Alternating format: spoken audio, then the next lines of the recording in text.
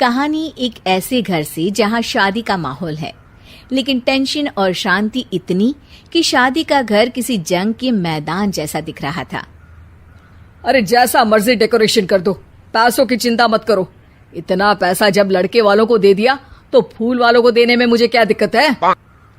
अरे धीरे बोलो ना, साफ लग रहा है कि फ्रस्ट्रेटेड हो। अरे तुम तो चुप ही रहो। एक बेटी संभाल नहीं पाई।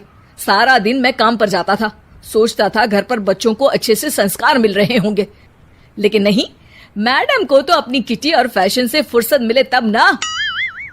माँ चुपचाप वहां से चली जाती है। समझ में नहीं आता कि आखिर शर्मा खानदान में हो क्या रहा है। कल तक चिड़िया सी फुदकने वाली शीना की शादी यूं अचानक एक मोटे काले लड़के से क्यों हो रही है? शीना कमरे में हाथ में गुड़िया लिए बोलती है, मेरे साथ जो हो रहा है ठीक हो रहा है। तुम तो सब जानती हो, साहिल मेरे लिए भगवान है। अब जब वो ही नहीं मिला तो फिर कोई भी हो, जिंदगी ही तो जीनी है, जी लेंगे। बाहर शीना की बुआ किसी से बात करती है। अरे मोटा नहीं, उसे तो खाते पीते घर का कहते हैं। अब ओबेरॉय का नाम भी किसी को बताने वाली बात है। उनका इकलौता लड़का तो करोड़ों की सामी तो है ही। अरे हमारी शीना बिटिया तो रानी बनेगी, रानी। इन सब के बीच कहीं कोने पर शीना हाथ में मेहंदी सजाए बैठी थी और आंखों में आंसू सजाए। और वो समय भी आ जाता है जब शीना मंडप के नीचे हाथ में वरमाला लिए खड़ी होती है, लेकिन तभी अफरा तफरी मच जाती है। कोई कहता है, अरे लड़के की माँ को हार्ट अटैक आ गया। अरे अच्छी खासी थी, कैसे हो गया? अरे कहते हैं ना, किसी किसी लड़की के पैर अच्छे नहीं होते, हो सकता है कि मनहूस है ये लड़की। शीना पास खड़ी सब सुन रही थी। फिर शीना अपने कमरे में आ जाती है। शादी ये कहकर नहीं होती कि लड़की मनहूस है। अब लगातार शीना के लिए लड़के देखने आते, लेकिन आस पड़ोस या किसी के कहने पर शादी हर बार टूट जाती।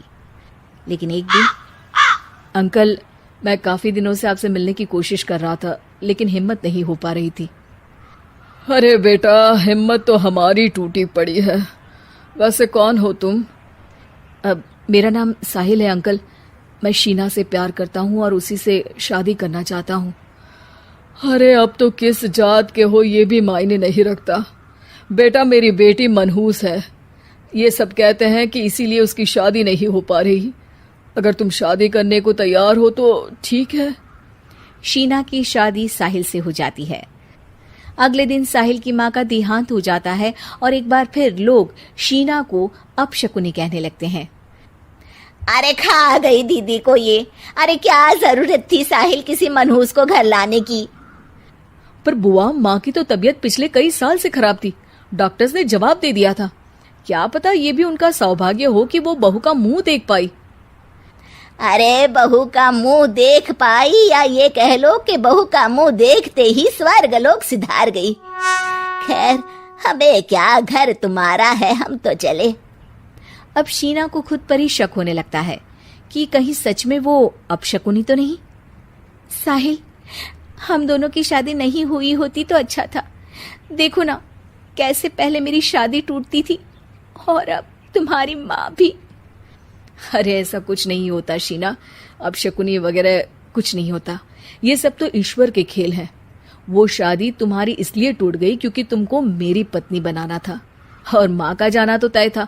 वो काफी बुजुर्ग थी, साथ ही एक ऐसी बीमारी से जूझ रही थी जिसमें डॉक्टर्स भी उन्हें नहीं बचा पाते। शीना साहिल की बात सुनकर तसल्ली कर लेती है और वहां से चली जाती है। अगले दिन, शीना, अरे ओ शीना। क्या हुआ? उफ, कहीं फिर मेरी वजह से कोई नुकसान? अरे नहीं नहीं शीना, तुम जानती हो, जिस प्रॉपर्टी के केस को हम बरसों से लड़ रहे थे उस पर फैसला आ गया, वो भी हमारे हक में। अब हम करोड़पति हो गए शीना। शीना शांत रहती है। अरे क्या हुआ?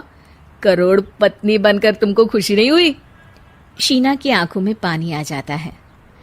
चलिए जी, कुछ तो अच्छा हुआ मेरी जिंदगी में आकर आपके साथ।